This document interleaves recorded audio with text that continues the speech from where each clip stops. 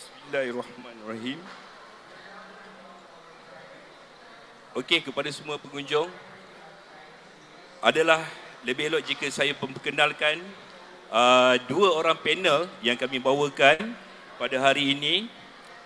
Bermula pada sebelah kiri saya memperkenalkan yang berbahagia Profesor Madya Dr. Wan Amizah binti Wan Mahmud, yang boleh boleh saya membuat panggilan Dr. Wan. Boleh Dr. Wan? Alright. Dr. Wan adalah pensyarakanan Pusat Kajian Media dan Komunikasi Fakulti Sains Sosial dan Kemanusiaan Universiti Kebangsaan Malaysia UKM.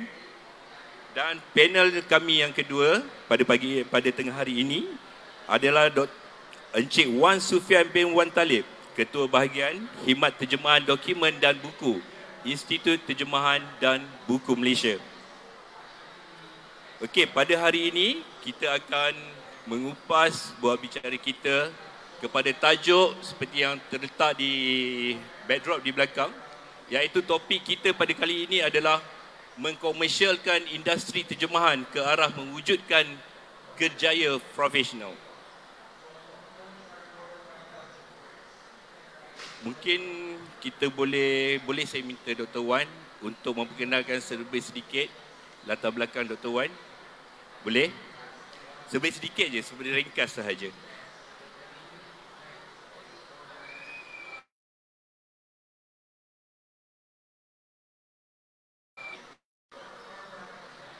Dia mati. Boleh dengar ke?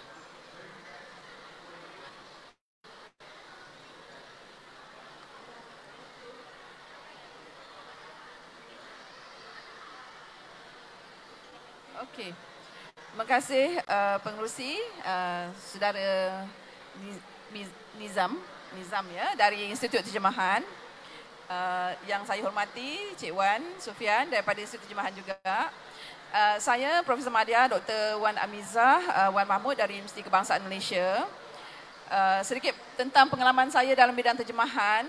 Saya menceburi bidang terjemahan selepas memperoleh diploma penterjemahan dari Universiti Melaya pada tahun 1990. Ya, itu dah lebih pada hampir 34 tahun yang lalu. Ada yang tak lahir lagi.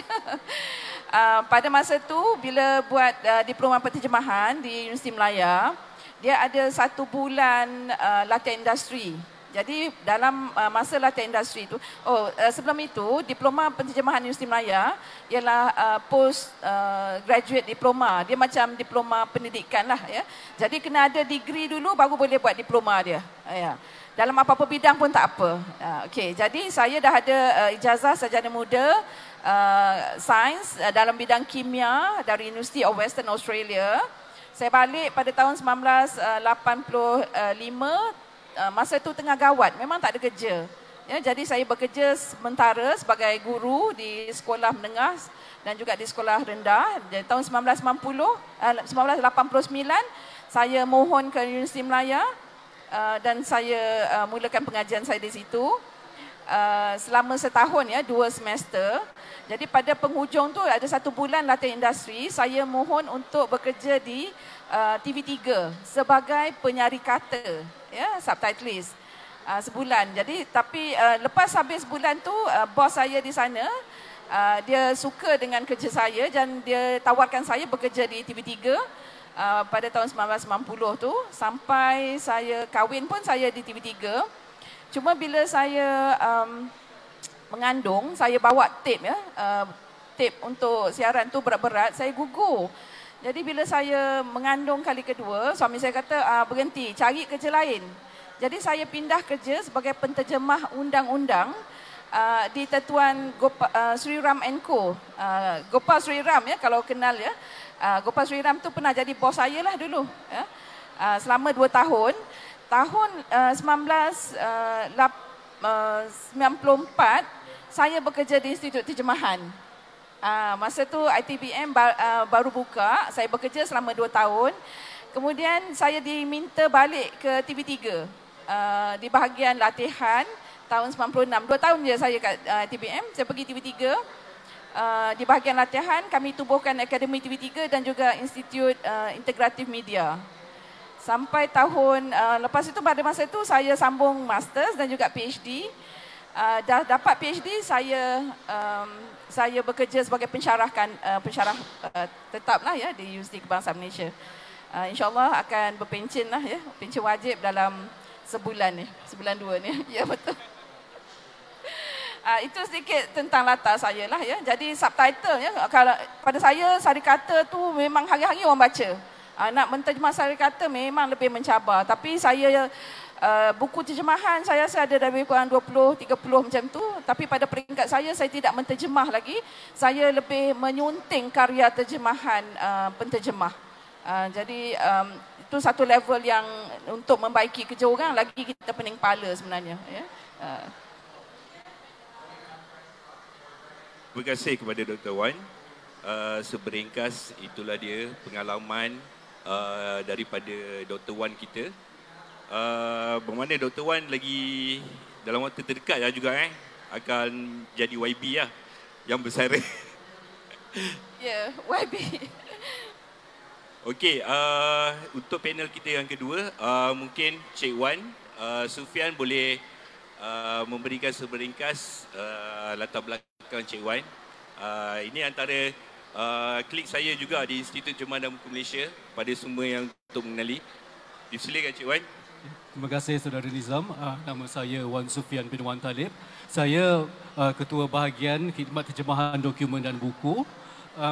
Kisah hidup saya tak panjang macam dan tak semenarik Dr. Wan lah. Jadi kisah hidup saya ni macam sangat ringkas. Boleh mungkin satu perenggan saja. Saya katakan saya legally trained. Dulu sebelum ni saya lawyer, saya buat banking, buat documentation. Lepas tu kita sebagai seorang yang suka ilmu, suka bahasa, secara naturalnya kita punya progress akan belajar bahasa, belajar lebih daripada satu bahasa, ada bahasa kedua dan kita jadi penterjemah. So bila kita jadi penterjemah, saya sebagai seorang yang suka bahasa, saya masuk kursus ITBM. Masa tu saya bukan lagi kaki tangan ITBM.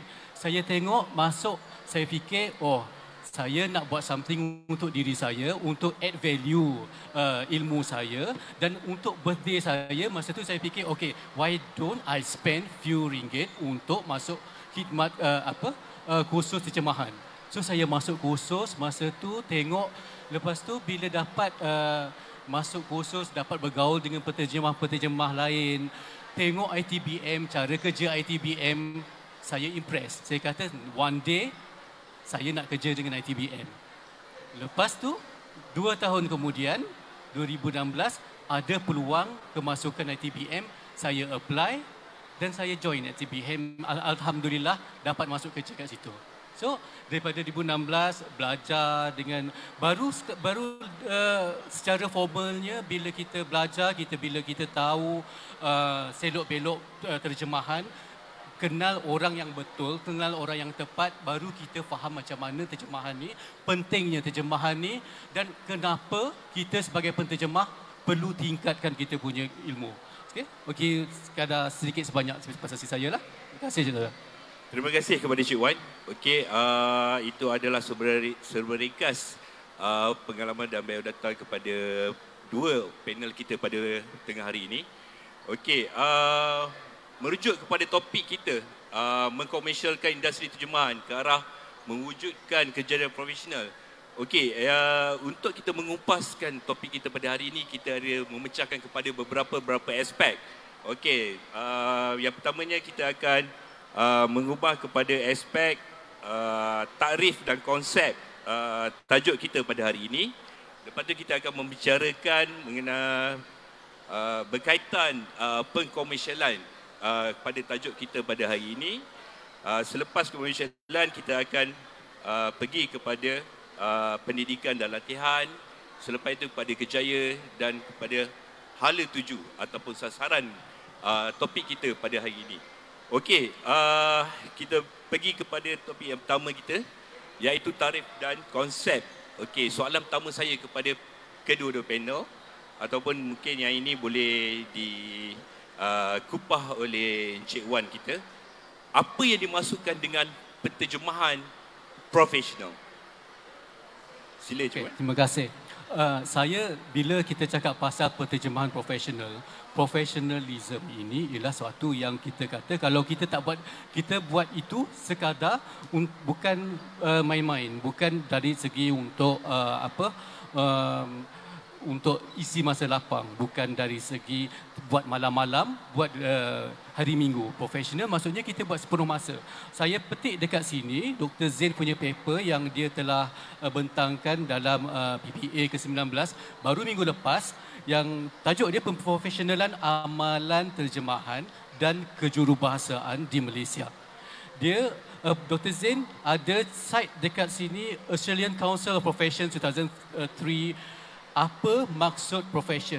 Dekat sini dia menarik ya, dia kata profession ialah istilah yang secara umumnya digunakan oleh pekerja profesional untuk merujuk kepada sekumpulan individu yang berpegang kepada standard etika dan diiktiraf oleh masyarakat umum sebagai mempunyai kepakaran khusus dalam sesuatu bidang ilmu yang dipelajari, diajari dan dikembangkan melalui proses pendidikan, latihan dan penyelidikan.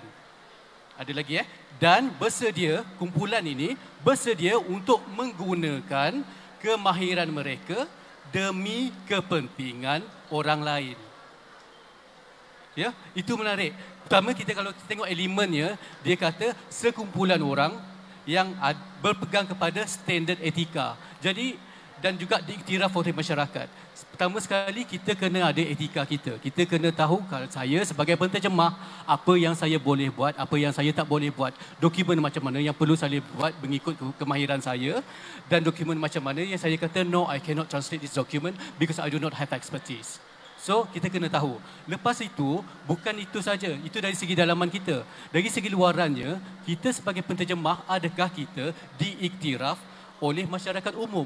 Kadang-kadang penterjemah ni mungkin orang kata syok sendiri. Saya pandai, saya belajar, saya buat macam-macam, saya tahu bidang khusus saya. Tapi orang luar tak nampak ini sebagai satu bidang yang susah, bidang yang rasanya perlu diiktiraf. So kalau nak jadi satu profesional industri, dia kena ada daripada orang dalamnya sendiri kena faham apa dia punya etika dia dan juga kena ada pengiktirafan dari orang luar, ya. Dan bila ada pengiktirafan dua tu, kena ada juga infrastruktur dia, kena ada latihannya, penyelidikannya, dan bila ada lengkap semua tu, grup ini ialah mereka yang berkhidmat kepada orang luar, bukan sekadar buat untuk dia punya duit semata-mata, tapi kena ada sebagai seorang yang profesional, kena ada sumbangan kepada orang luar, kepada masyarakatnya. So itu professionalism. Terima kasih kepada Encik Wan. Mungkin Dr. Wan ada untuk penambahan sedikit, ya, Dr. Wan? Satu lagi yang kita boleh tambah tentang apa yang dikatakan tentang profesional, ya, penterjemah profesional. Biasanya orang yang makan gaji ataupun dibayar sejumlah wang untuk melakukan kerja terjemahan.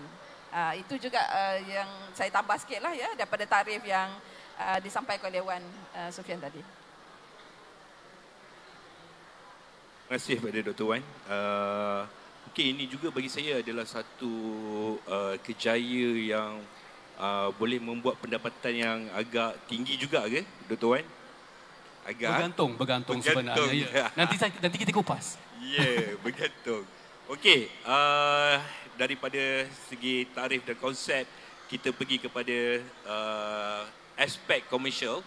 Okey, untuk soalan yang kedua, okey, apakah kriteria dan keperluan yang perlu diperhatikan atau dititik beratkan dalam mengkomersialkan industri terjemahan? Mungkin yang ini boleh dikupas oleh Dr. Wan ataupun Dr. Wan.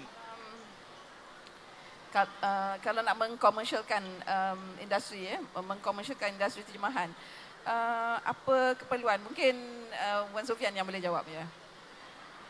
Kalau kita cakap pasal commercialization, pengkomersialan ni, kita kena faham dulu apa maksud komersial tu. Komersial tu kalau ikut takrif perkataan dia, dia berkaitan dengan atau bersifat perdagangan. Maksudnya barang tu ataupun servis tu boleh didagangkan. Orang nak beli. So maksudnya dalam kata lain, boleh buat duit. Macam tadilah kita cakap kalau profesionalnya, kalau orang nak kita punya khidmat, orang bayar. Itu kena ada professionalism. Banyak atau tidak, lukratif atau tidak, nanti kita cakap balik. Untuk apabila ada satu servis ataupun perkhidmatan kita ataupun barang kita untuk didagangkan, dia kena ada nilai. Dan untuk ada nilai, kena ada dua. Ada mutunya dan juga ada permintaannya. Kadang-kadang kalau kita shop sendiri, mutunya tinggi tapi orang tak nak. So, rugi juga. Kan? So, jadi untuk commercializekan benda tu, mutu kena ada, kena jaga kita sebagai penterjemah, kita kena ada kualiti kita. Lepas tu, kena make sure orang tahu bahawa apa yang kita buat ini ialah satu yang bernilai. Maka, kalau ada bernilainya, kalau ada nilainya, maka ada permintaannya. Bila ada permintaan, baru kita boleh cakap, okay, I am a translator, this is the services that I offer. Jadi, kalau dia orang nak, orang bayar. Kalau tak, orang tak bayar. Orang katakan macam, boleh. Biasanya sebelum saya jadi translator yang apa, kalau yang profesional, kawan-kawan akan cakap, boleh tengok tak sikit saya punya dua perenggan, 3 perenggan ni. You tengok-tengokkanlah. Tengok-tengokkan tu maksudnya suruh terjemah. Tapi orang maksudnya terjemah tanpa bayaran. So, sebab orang tak pandang kerjaya kita sebagai kerjaya yang berbayar. Orang tak tengok benda tu sebenarnya perlukan skill. Ya, okey. So kalau untuk commercialize kan kena ada mutu. Tadi kalau mutunya mungkin Dr. Wan akan cakap pasal kita punya kursus dekat universiti, kita punya latihan dan of course paling penting ialah pengalaman. Sebab dekat Malaysia ni kursusnya dekat universiti mungkin masih lagi dalam peringkat yang agak awal, saya boleh katakan. Yang kebanyakan daripada yang nak cakap tua tu mungkin bukan orang tua lah kot. Yang lebih matang ialah orang yang ada pengalamannya dalam industri. Ya? Okey, kalau permintaan pelanggan, kita boleh cakap juga pasal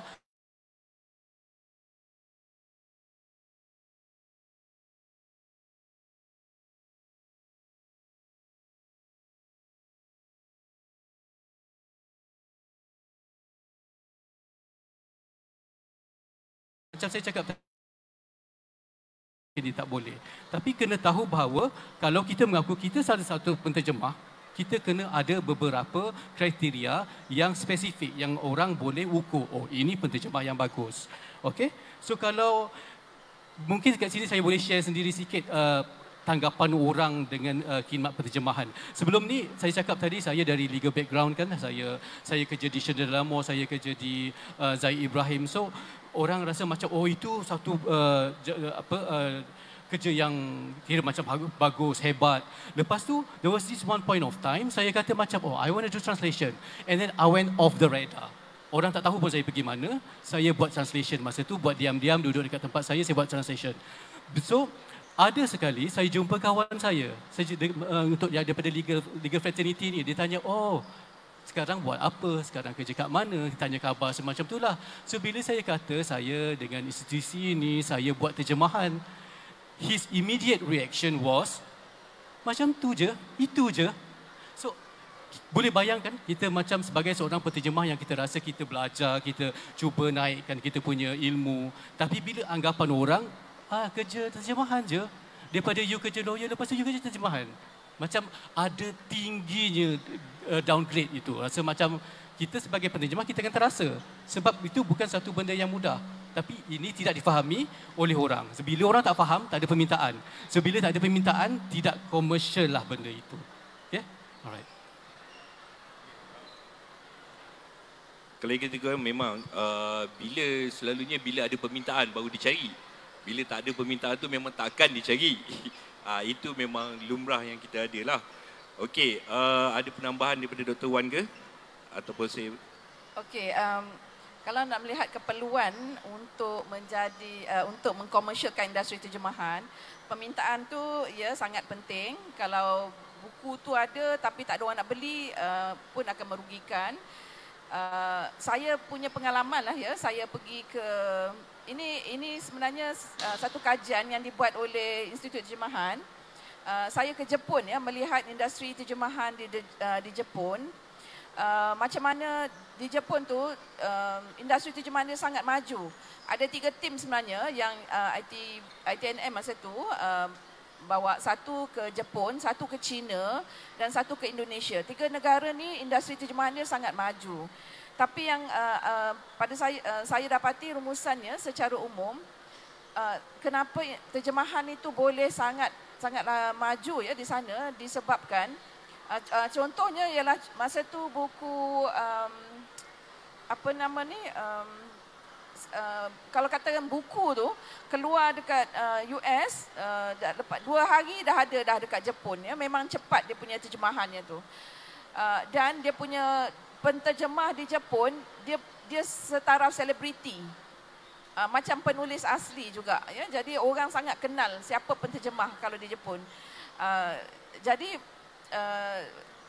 tapi pada saya dapati kenapa sangat maju di sana sebab rakyat di sana lebih faham dia satu bahasa je. Jadi bila ada bahasa yang kedua, bahasa ketiga dia tidak berapa faham. Tapi kat Malaysia kita ni sebenarnya berbilang bangsa. Yang kita faham sama ada bahasa ibunda kita, bahasa Melayu dan juga mungkin bahasa Inggeris. Tapi kalau kita sebagai orang Melayu pun, kita tinggal dengan India, dengan Cina, kita masih tak faham juga bahasa Cina, bahasa India di sini. Ya. So mungkin antara perkara lah ya, kalau dari segi latihan lah, kalau kita nak commercializekan tu, mungkin kita kena hargai bahasa yang lain daripada bahasa kita. Kena mahir lebih daripada 2 bahasa lah. Yang tu yang utamanya. Terima kasih daripada penjelasan Dr. Wan. Okey, bagi saya, bidang terjemahan ni memang satu bidang yang orang masih belum terlalu luas dan masih orang belum nampak. Dan ada sekelompok yang antara penterjemah ni yang ada sekarang di Malaysia ni pun belum ada yang orang kata satu grup yang besar. Okey, dari segi bidang terjemahan dan bidang industri untuk terjemahan ni, apakah penetapan harga dan penanda kualiti dan cara pemasaran khidmat akan memberi impak yang besar kepada kebolehnpasaraan kejaya kepada seorang penterjemah? Itu untuk soalan kita yang terusnya. Dari segi komersial, dari segi bidang komersial kita. Boleh saya kupas sikit pasal kualiti dulu ya. Sebab itu sebenarnya sebagai orang kontennya, content person dia akan tengok kepada kualiti dulu. Lepas tu baru dia fikir macam okey, di kualiti ini saya boleh charge sebanyak ini. Jadi kualiti itu sebenarnya memang penting. Yang paling kita tekankan dekat sini, saya sebelum ini sebagai bukan orang ITBM, lepas sekarang ini sebagai orang ITBM, sama juga saya punya sentimen, kita perlu tekankan kita punya kepakaran dalam sub bidang kita. Kalau katakan kalau macam Dr. Wan tadi, Dr. Wan kepakarannya ialah kira macam subtitle. Lepas tu undang-undang. Sama juga macam saya bahagian undang-undang. Saya mungkin tak berani untuk sentuh sastera sebab sememangnya bukan bidang saya. Tapi kalau bagi orang yang rasanya mungkin dia bukan tumpukan perhatian lebih kepada konten, kepada kandungannya, dia rasa benda tu terjemahan ini sebagai satu benda yang agak mudah, yang selagi dia boleh cari padanan bahasanya, padanan perkataannya, dia boleh menterjemah. Jadi konten tu dekat situ kualitinya kurang. Jadi bila kualitinya kurang, memang tak boleh kita komersialkan. Pertama sekali memang betul orang dari segi on the surface ni, secara dasar, secara lahiriahnya, kalau orang tengok sudah ditranslate, sudah diterjemahkan, maka orang kata okay, that the job is done. Tapi bila orang baca, dan especially kalau someone yang betul-betul tahu 2 bahasa itu, dia akan compare, dia akan bandingkan, dia akan tengok, bahasa sumbernya ada nuansanya yang tersendiri. Tapi bahasa sasarannya yang ke BM ni tak sampai. So itu ialah satu kupasan yang hanya orang yang berilmu, yang berkualiti boleh cakap. Jadi kena betul-betul beri perhatian kepada kualiti itu. Mungkin saya nak tambah sikit. Masa saya bekerja lebih kurang tahun 90-an lagi tu, pada ketika itu ini dari segi undang-undang undang-undang kerajaan lah ya, kerajaan menetapkan semua dokumen yang dihantar ke mahkamah perlu ada terjemahan bahasa Melayu. Apabila ada peraturan itu, maka banyak ada keperluan kepada penterjemah undang-undang masa itu. Jadi itu tahun 90-an ya. Jadi walaupun dalam mahkamah bahasa Melayu digunakan, tapi boleh juga dia menggunakan bahasa Inggeris misalnya ya. Jadi apabila ada permintaan, yang ini dicetuskan oleh peraturan kerajaan sendiri. So itu satu cara lagi bagaimana commercialization boleh berlaku selain daripada yang dipasarkan secara umum lah. Saya rasa mungkin kalau macam tadi kita juga cakap pasal harga kan. Tapi harga tu sebenarnya bagi saya faktor yang bukan menentukan, okey saya fix harga saya macam ni, tapi market forces tu akan cakap, kalau saya seorang yang bagus, kalau orang kata orang kenal Wan Sophian ni sebagai penterjemah untuk undang-undang dan dia bagus, saya letak harga saya tinggi pun ada orang cari. Tapi kalau ada orang-orang muda, dia hanya akan cakap, okey saya punya satu page RM50 sahaja. So itulah yang sebenarnya merosakkan market kita. Yang orang kata, oh kenapa saya perlu bayar RM150 sedangkan saya boleh pergi kepada penterjemah yang hanya charge RM50. Tapi kualitinya lain. Betul. Bercakap pasal kualiti ni, saya masih ingat ada seorang peserta khusus saya. Saya banyak mengajar ya di Persatuan Khusus Terjemahan di Persatuan Penterjemahan Malaysia dan juga dari Institut Terjemahan ya. Jadi ada seorang peserta khusus saya, dia kata dia tanya kepada kawan-kawan dalam kelas lah. Dia kata, "Oh, I got a job." Dia kata dia ada satu kerja menterjemah sarikata untuk filem. Ya, filem yang datang ke panggung tu. Jadi dia kata bayarannya RM1,000. Oh, jadi kawan-kawan pun seronok lah ya, excited lah RM1,000. Tapi sebenarnya RM1,000 tu untuk 20 filem.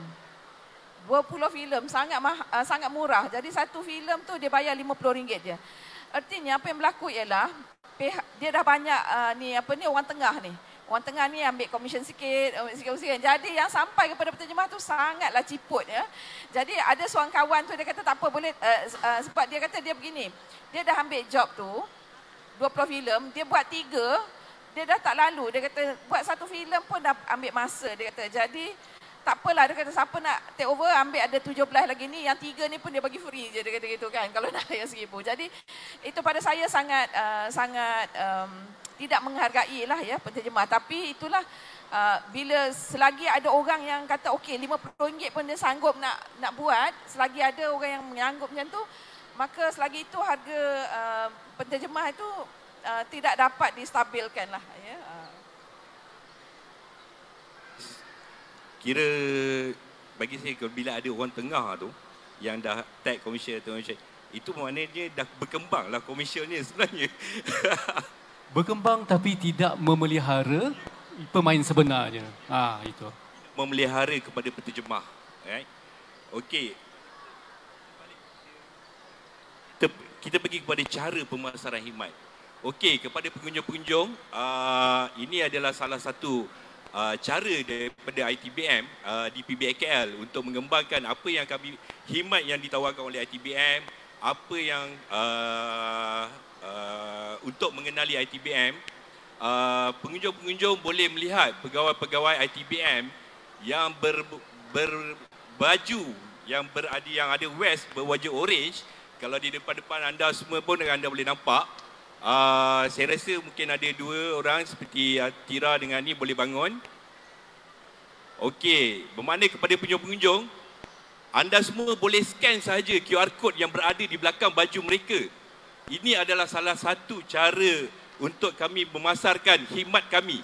Bermakna scan sahaja QR code di belakang baju mereka, mana tuan-puan boleh dapat melihat apa segala khidmat ITBM yang ada, yang kami tawarkan. Mana ini adalah antara salah satu cara pemasaran khidmat yang kami buat untuk Pesta Buku Antarabangsa Kuala Lumpur. Okey, kita pergi kepada soalan yang seterusnya. Untuk Dr. Wan dan Cik Wan. Bukan ni dua-dua Wan ni. Double Wan. Mesti power kan? Okey. Apakah kaedah yang boleh kita praktikkan untuk menyeimbang dan antara komersial dan tanggungjawab sebagai seorang penterjemah? Apa yang kita boleh praktikkan? Kalau boleh saya jawab sikit. Okey. Dekat untuk kita sebagai, kalau kita rasanya kita sebab betul-betul berusaha untuk jadi seorang profesional yang betul-betul sebagai penterjemah, it just doesn't, it comes with responsibility. Kalau betul kita ni penterjemah yang profesional, ada responsibility kita. Maksudnya, kita kena bertanggungjawab dengan terjemahan kita. Pertama sekali, sekarang kita punya klien, kita punya pelanggan sebenarnya sangat terbuka, sangat demanding, sangat pandai sebenarnya. Jadi, kadang-kadang penterjemahan kita, bila kita buat, klien kita akan cakap, boleh tak you datang balik, you defend you punya terjemahan you. So, maksudnya akan ada siri perbincangan dengan kita punya pelanggan.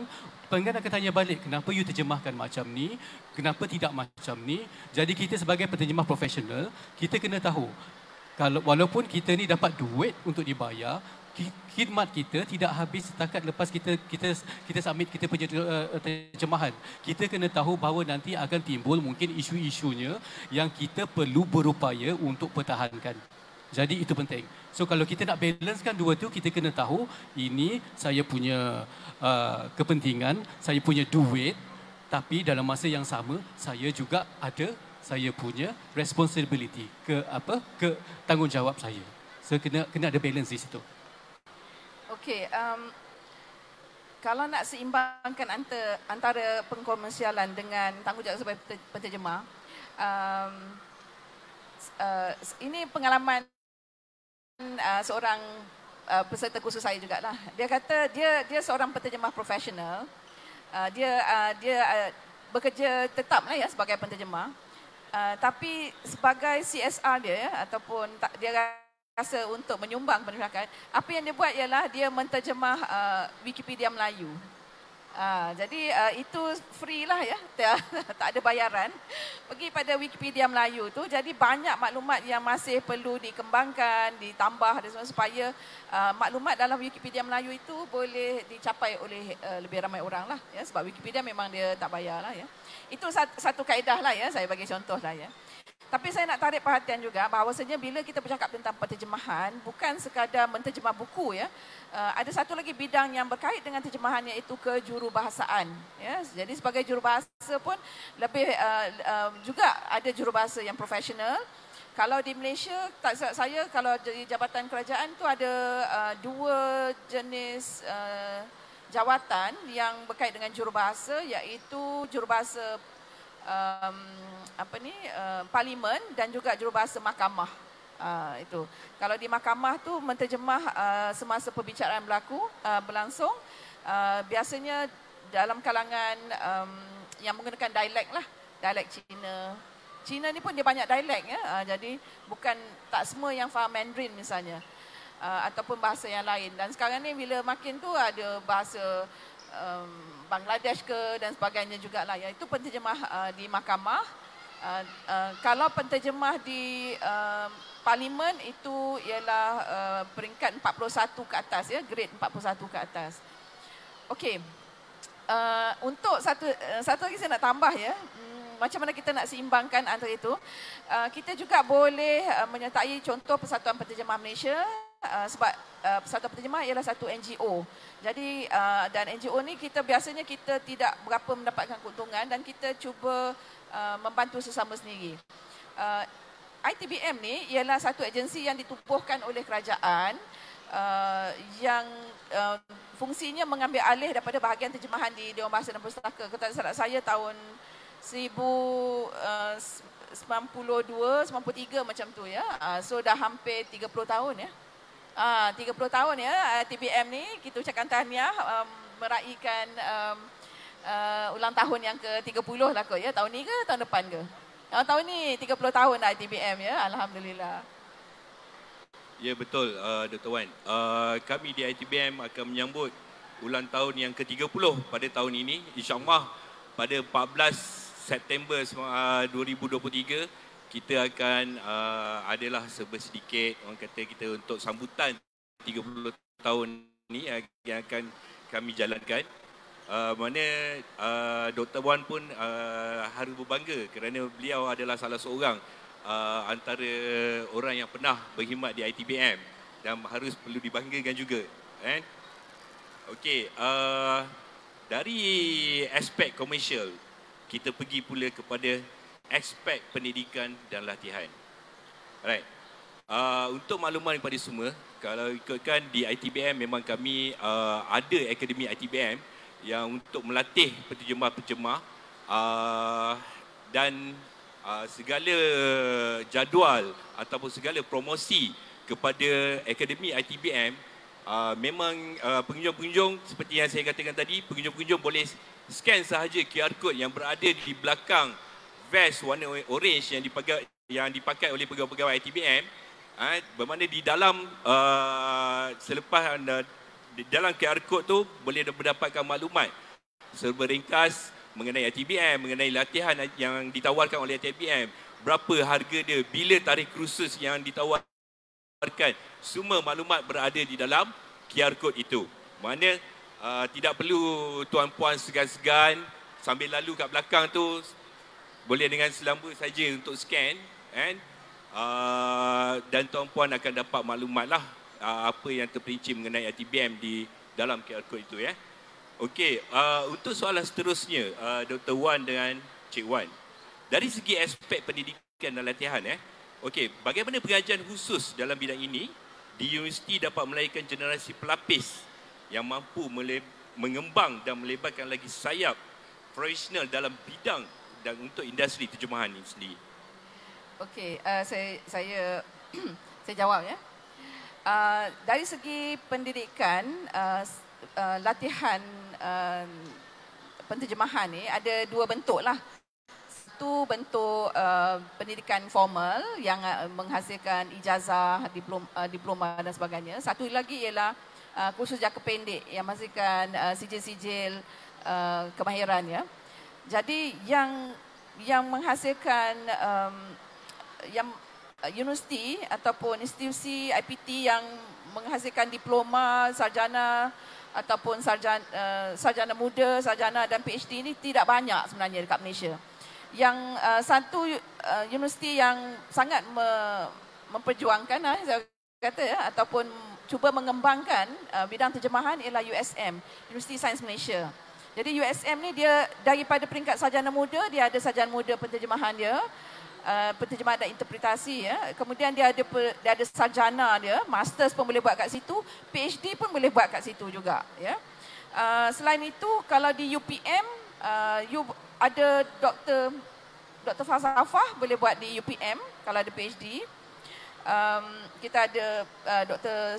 Syed dia di situ ya, ramai kawan-kawan saya kalau di USM Dr. Hasuria ya, boleh hubungi dia. Yang ada satu lagi yang ada sarjana muda ialah di KUIS, College Universiti Islam Selangor. Dia ada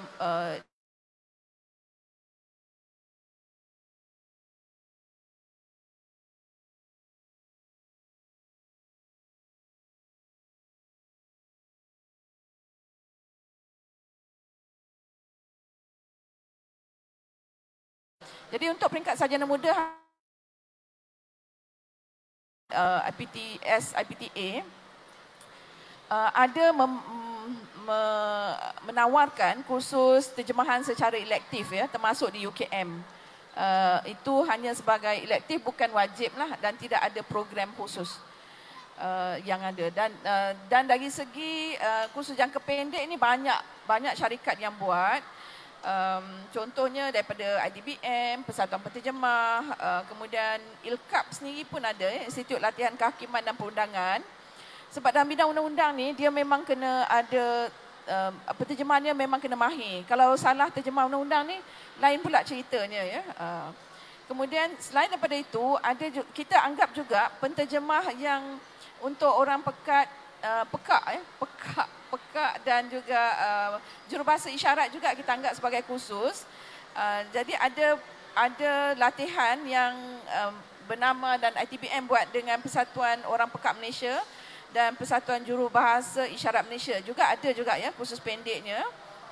Kemudian RC Deaf Mission Malaysia dengan kerjasama Philippine Association of Interpreters for Deaf Empowerment. Itu untuk orang pekak sebab bahasa isyarat juga dianggap sebagai satu bentuk jurubahasa. Terima kasih kepada Dr. Wan. Okey. Untuk menjadikan ia satu kejayaan profesional sebagai penterjemah adakah cukup dengan sekadar sijil sahaja kepada seseorang? Adakah cukup sekadar sijil sahaja? Okey. Ni kita dah masuk ke bidang profesionalism lah ya, pemprofesionalan. Kajian yang dibuat oleh Profesor Madya Dr. Muhammad Zain Sulaiman dari Universiti Kebangsaan Malaysia mendapati dia punya benchmark dia dua negara yang mengiktiraf penterjemah sebagai profesional ya. Satu di UK dan satu di Australia. Ada persamaan, ada perbezaannya. Persamaannya kedua-dua negara ini ada agensi yang mengiktiraf, tapi kedua-dua agensi yang mengiktiraf penterjemah ini ialah NGO. Dia bukan daripada jabatan kerajaan. Artinya mereka tidak mengambil sebarang wang ya. Tetapi perbezaannya ialah di Australia, penterjemah yang mahu diiktiraf sebagai penterjemah profesional perlu ada sijil ataupun pendidikan formal sekurang-kurangnya sarjana muda. Baru boleh dianggap sebagai penterjemah profesional dan perlu perlu diberi ujian untuk mendapatkan pengiktirafan. Walau bagaimanapun dekat UK, di UK tidak semestinya ada degree dan sebagainya dalam bidang penterjemahan.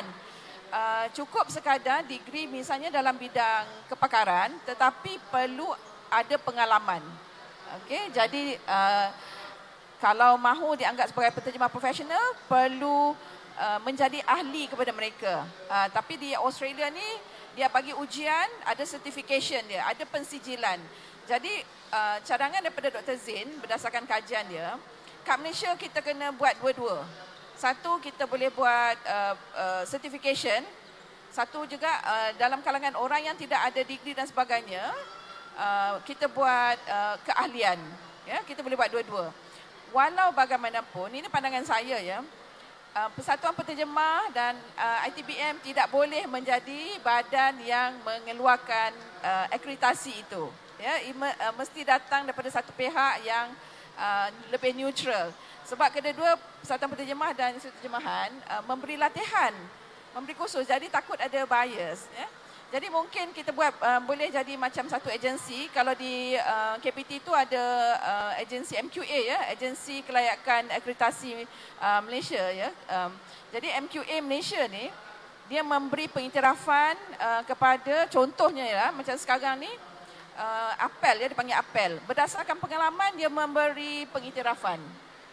Contoh kalau misalnya you ada diploma ataupun STPM, ada pengalaman yang cukupnya tapi tidak ada ijazah, boleh mohon berdasarkan pengalaman dan juga SPM dan diploma itu untuk diberi pengiktirafan apel A, terus masuk ke master sarjana, tak perlu buat degree. Itu pengiktirafan dari segi akreditasi. Mungkin boleh kemudian cadangan saya lah juga ya. Satu agensi kerajaan yang memberi pengiktirafan itu kepada penterjemah profesional. Ya. Terima kasih Dr. Wan atas penjelasan yang diberikan. Okey, mungkin Dr. Wan dengan Cik Wan boleh untuk orang kata minum seketika untuk sebelum saya balik kepada soalan yang seterusnya, dan boleh memberikan ruang kepada saya untuk mempromosikan sedikit reruai ITBM pada hari ini. Disilakan Dr. dulu, Dr. Wan dengan Cik Wan. Okey, kepada semua pengunjung Pesta Buku Kuala Lumpur PBKL tahun 2023, saya mengalu-alukan kepada semua pengunjung untuk datang ke reruai ITBM, mana reruai ITBM hanya berada di belakang main stage ini sahaja. Okey, di reruai ITBM kami menawarkan berbagai orang kata jualan yang berbaloi-baloi Bermakna ada yang kami tawarkan di belakang 10 buku RM25, buku-buku dari kategori buku kanak-kanak, buku-buku umum, buku-buku sastra. Yang kami tawarkan 10 buku RM25. Itu baru satu promosi. Dan ada juga untuk buku-buku yang terkini, kami tawarkan satu buku 20% dan beli 3 buku ke atas 40%. Itu antara salah satu lagi. Dan ada juga kami membuat jualan secara beg plastik. Bermakna tuan-puan boleh masukkan seberapa banyak buku sastra yang ditawarkan ke dalam beg plastik itu. Bermakna satu beg plastik kecil kami tawarkan dengan harga RM50 dan beg plastik yang besar kami tawarkan dengan harga RM80. Dan saya juga dimaklumkan bermula pada hari ini akan ada kejutan-kejutan yang lebih orang kata yang lebih dahsyat jugalah. Tawaran-tawaran yang ditawarkan oleh ITBM di reruai kami. Bermakna saya mengalukan tuan-puan semua untuk datang dan berbelanja di ruai ITBM di belakang main stage. Okey, daripada perbelanjaan tuan-puan, okey, kami juga ada menawarkan peraduan-peraduan istimewa, peraduan-peraduan yang boleh tuan-puan sertai dengan hadiah-hadiah yang istimewa yang kami tawarkan sehingga bernilai RM50,000. So tuan-puan boleh berbelanja di reruai ITBM dengan berbelanja RM50 ke atas, tuan-puan untuk layak untuk menyertai peraduan yang ditawarkan. Dan hadiah pakej khas pada tahun ini, ITBM akan memilih 2 pemenang untuk kami bawakan secara orang kata boleh dikatakan VIP jugalah, dan ditanggung untuk pakej 3 hari 2 malam termasuk penginapan dan termasuk tiket flight. Kami akan bawakan tuan-puan ke Jakarta, Indonesia untuk bersama-sama dengan tim kami berada di Indonesia International Book Fair. Bermakna Pesta Buku Antarabangsa Indonesia yang lebih short formnya dikenali sebagai IIBF yang akan berlangsung pada September tahun ini. Itu antara hadiah yang menariklah. Dan kami juga akan memilihkan 2 pemenang untuk kami untuk menerima hadiah berupa sudut baca yang bernilai RM5,000. Mana sudut baca ini nanti kami akan set upkan kepada di rumah tuan-puan dengan rak bukunya, dengan buku-buku daripada ITBM. Inilah yang kami tawarkan sepanjang PBA KL sehingga 4 Jun. So tuan-puan bolehlah mengunjung ke ruai-ruai ITBM untuk berbelanja. Dan tuan-puan boleh menikmati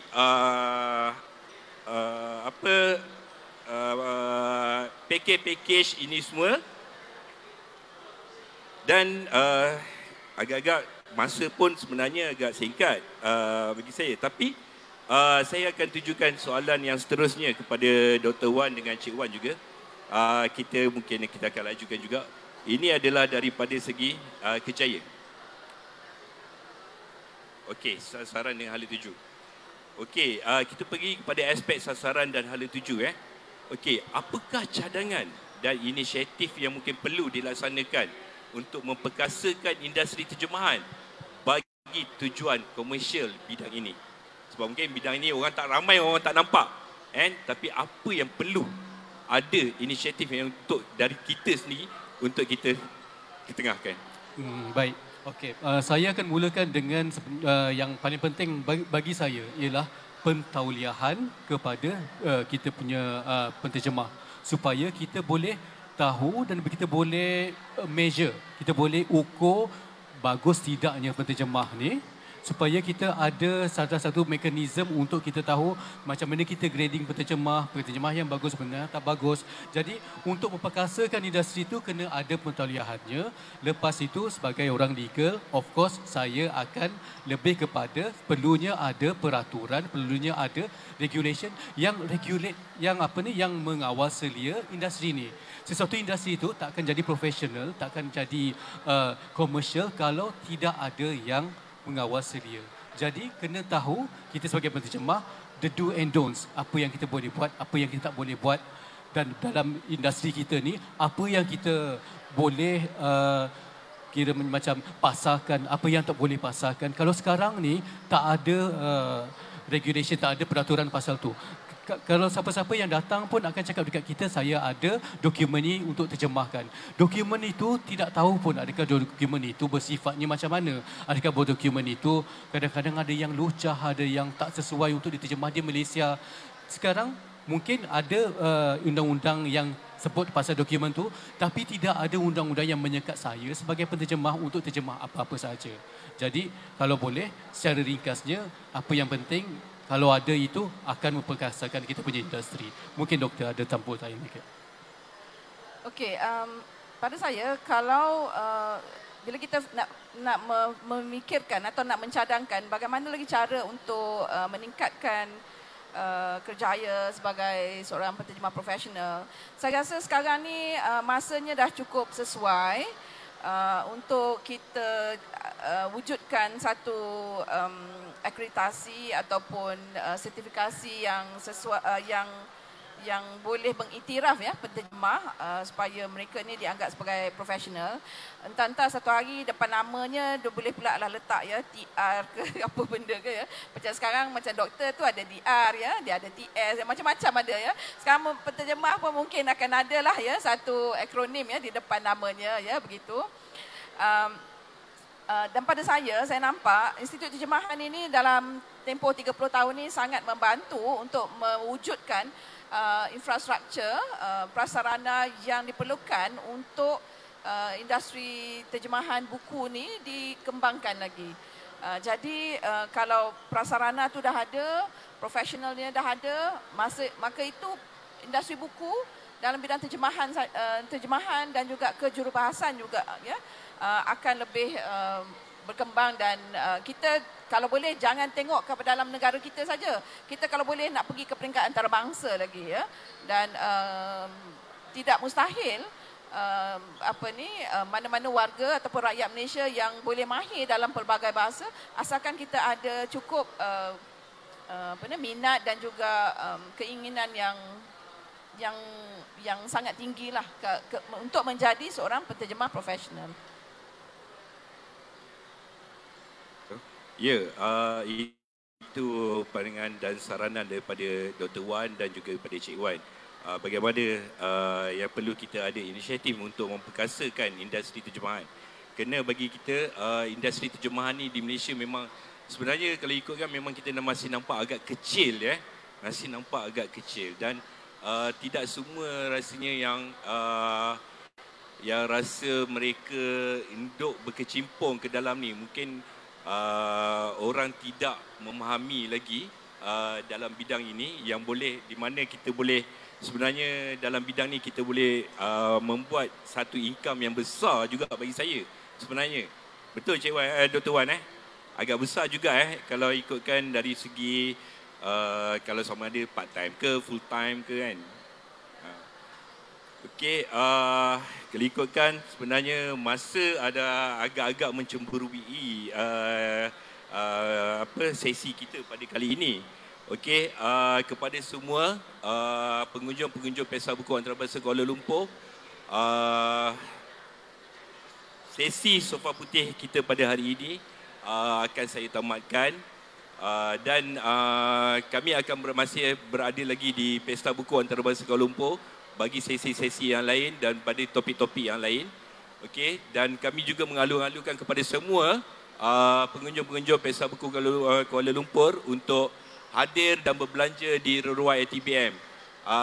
Benar sekali lagi saya maklumkan Reruai ITBM berada di belakang main stage di pentas utama ini, bermakna anda semua boleh menikmati pakej-pakej jualan kami yang betul-betul berbaloi untuk anda berbelanja. Dan boleh menikmati juga peraduan-peraduan yang kami tawarkan sepanjang Pesta Buku Antarabangsa Kuala Lumpur.